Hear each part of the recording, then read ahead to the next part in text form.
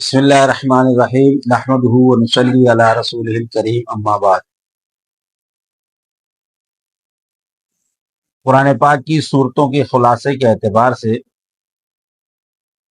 چند صورتیں ان کا خلاصہ عرض کر چکا ہوں۔ آج سورہ کہف کا خلاصہ عرض کرنا ہے۔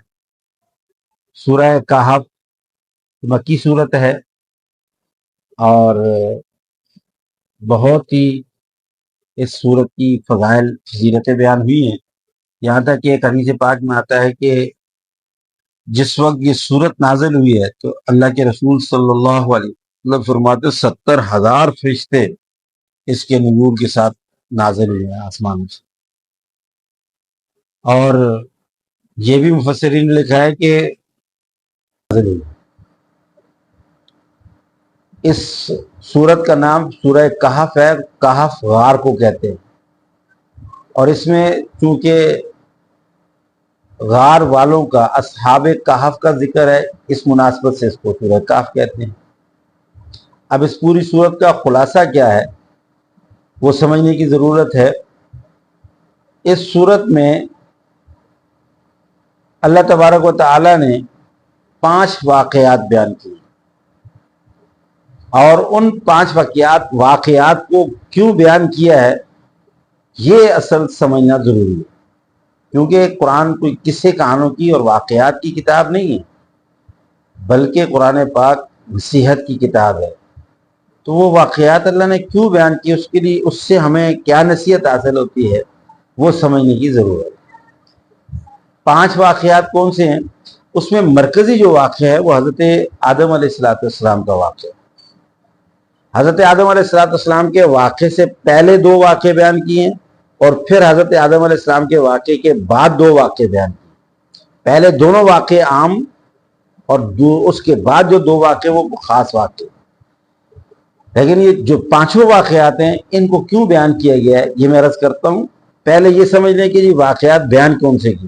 حضرت آدم علیہ السلام کے واقعے سے پہلے 2 واقعات بیان کیے، اور دونوں عام واقعات ہیں۔ ایک اصحاب کہف کا واقعہ بیان کیا، اور دوسرا ایک عام آدمی ہے جس کو اللہ تبارک و تعالیٰ نے بڑی نعمت عطا کی تھی، باغات عطا کیے تھے، تو اس کا واقعہ بیان کیا۔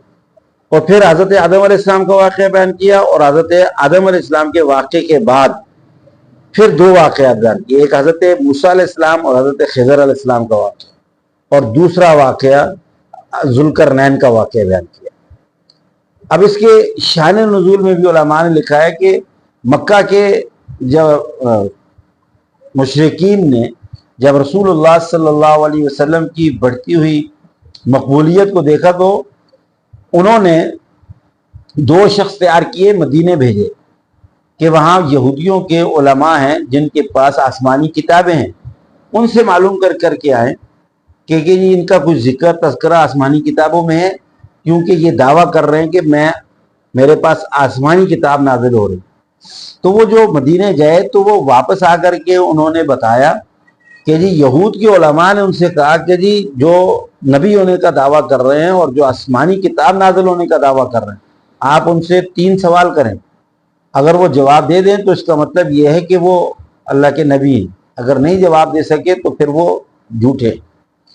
تو ان 3 سوالوں میں سے پہلا سوال کیا تھا؟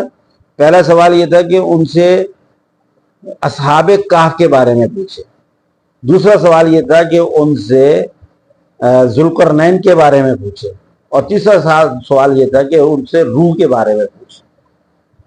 تو ان تینوں سوالوں کے جواب دیے گئے ہیں۔ آپ صلی اللہ علیہ وسلم کے پاس جب وہ آئے ان سے سوال کیا تو آپ نے فرمایا کہ جی میں کل بتاؤں، لیکن آپ صلی اللہ علیہ وسلم انشاءاللہ کہنا بھول گئے، جس کی وجہ سے 15 دن تک جو ہے وہی نازل ہوئی، اور مشرکین نے مذاق اڑانا شروع کر دیا تھا، ان کو شک ہونے لگ گیا تھا کہ جی نعوذ باللہ یہ جھوٹے۔ لیکن اللہ تبارک و تعالیٰ نے پہلے اپنے پیارے حبیب صلی اللہ علیہ وسلم سے کہا کہ آئندہ کبھی بھی یہ بات مت کہیے کہ جی میں کل کروں گا یا میں کل کہوں گا، بلکہ انشاءاللہ کے ساتھ کہے۔ تو اسی لیے حکم بھی یہ ہے کہ ہم بھی جو بھی بات کہیں وہ انشاءاللہ، یعنی اللہ کو اگر منظور ہوگا تو کام۔ بہرحال پھر اللہ تبارک و تعالیٰ نے ان کے ان سوالوں کے جواب پورے تفصیل کے ساتھ دیے۔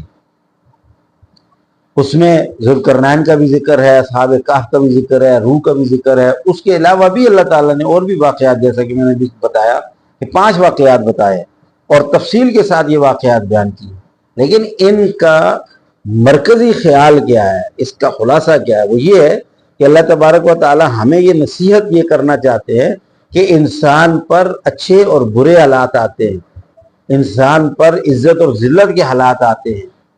اب انسان حالات اچھے ہوں یا برے ہوں، حالات عزت کے ہوں یا ذلت کے ہوں، حالات صحیح ہوں یا غلط ہے، غم کی خوشی کے حالات ہوں، جس قسم کی ابھی حالات ہوں، ان حالات میں ہمیں شکر کی راہ اپنانی چاہیے یا ناشکری کی راہ اپنانی چاہیے۔